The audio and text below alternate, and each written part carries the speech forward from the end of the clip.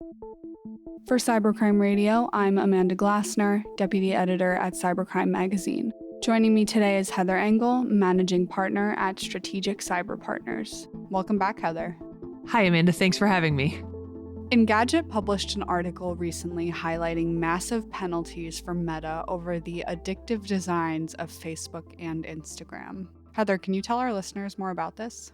Sure. So this is a really large number. $1.4 trillion is the amount that the plaintiffs are seeking, and that is nearly Meta's entire market capitalization. I think at the time of this recording, they sit at about $1.5 trillion. It's 4 states leading the charge: California, Colorado, Kentucky, and New Jersey. And the way they arrived at that figure is they took the estimated number of underage users in their states who were exposed to these addictive features and then multiplied that by specific statutory financial penalties for consumer deception and child safety violations. And some of this relates back to a law known as COPPA, which is the Children's Online Privacy Protection Act. But there are also 29 other states that have similar lawsuits. So Meta and other social media companies are facing a very existential legal threat to the core of how they operate, which is free to join, but we're going to mine all of your data and we're going to use that data to generate profits.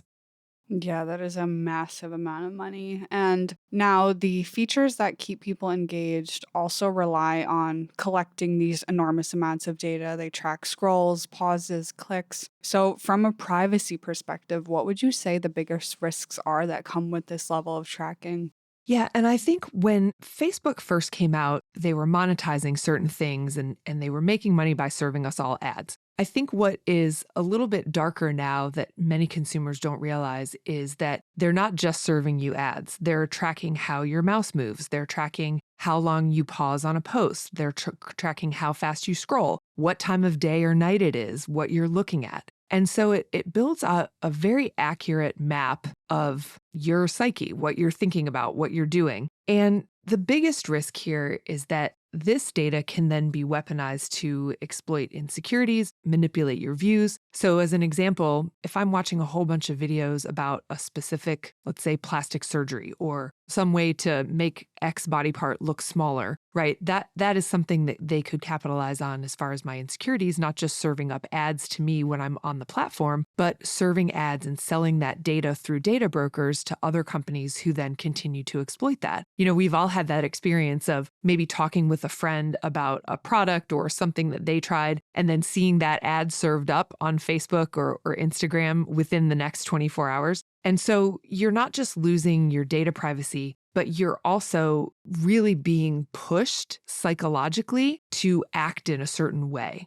Yeah, this is something I've also noticed in recent weeks, just the increase of like the scrolling and pausing on something and then getting ads for that something. It's always very unnerving, and I think more so in recent weeks as these kind of lawsuits come out and we're finding out about these things. But one reason that these platforms are so focused on keeping us engaged is that they're free to use for everybody and they make money by selling advertisers access to our attention. So do you think people would be willing to make a trade-off when it comes to perhaps paying a monthly subscription if that meant the platform no longer relied on this extensive tracking?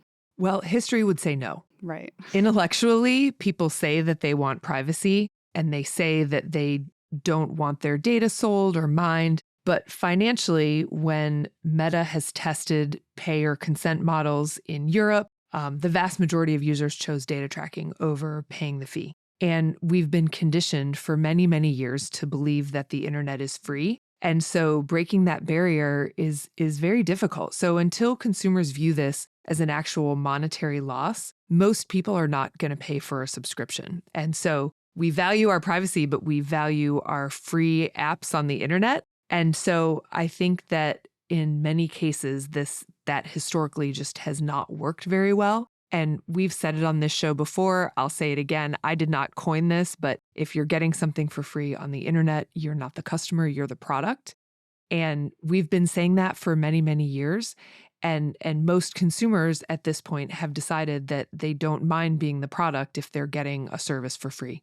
Yeah, that's something I hear so often from even my friends and family. They're like, "Oh, it's free. I don't care if China's tracking my data. I like TikTok." Yeah. Uh, China already knows everything there is to know about me anyway, so yeah, yeah. yeah. So, for someone who wants to keep using social media and perhaps be more mindful about it, what is one step they could take to make these apps less addictive and better protect their privacy?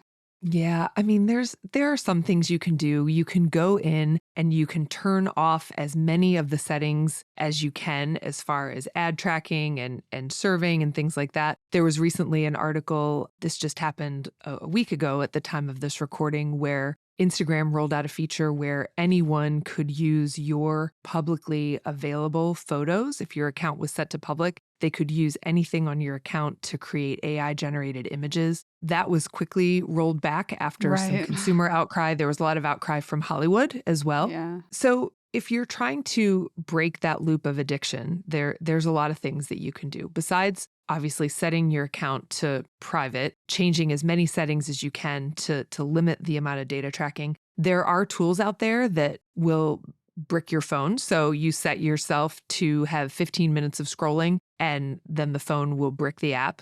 Another thing that is pretty well known, but I don't think a lot of people do this, is you can turn your phone screen to grayscale. Mm. And that immediately strips away the colors. And so the apps look more boring and your brain stops craving that screen time. That's been something that has been proven to work. Again, you could, if we're talking about privacy and when we talk about, how do I sort of mask what I'm doing on the internet? Very often we say you can use a VPN, you can use Tor, you can use something like that. But in this case, if you're logging in as yourself, I mean, you're logging in, so that stuff doesn't really do a whole lot for you. But you could potentially use them instead of the apps, go through a secure, privacy-focused mobile browser with some of the tracking blockers enabled, and sometimes that will help cut off a little bit of the data harvesting pipelines.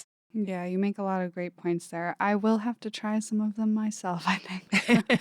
The best thing, though, is just, limit your screen time. If you can break up with the app altogether, if this is a concern to you, then just delete it from your phone. Yes, offline, always better these days, I Mm-hmm. think. Then you're not tempted. Yeah, exactly. Heather, thank you as always. I'm looking forward to catching up again soon. Thanks, Amanda.